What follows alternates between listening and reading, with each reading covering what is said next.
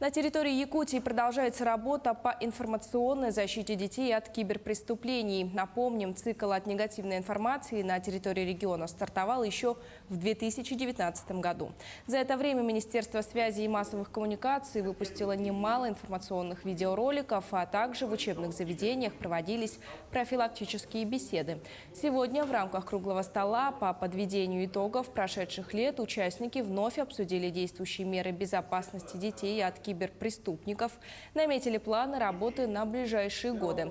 К сожалению, в связи с развитием информационного пространства статистика киберпреступлений неуклонно растет. Пришло время обновить меры безопасности и усилить информационно-профилактическую работу среди населения. У нас тенденция развития информационных технологий идет очень быстрыми шагами, и некоторые, конечно, не успевают.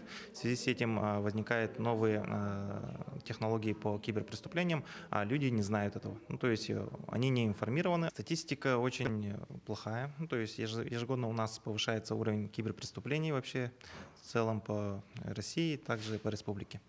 Раскрываемость при этом не увеличивается, то есть остается на том же уровне, а киберпреступлений еще больше становится. Мы, как Министерство инноваций, занимаемся единой политикой по информационной безопасности в республике, защищаем информационные ресурсы республики. Также мы проводим просветительскую работу.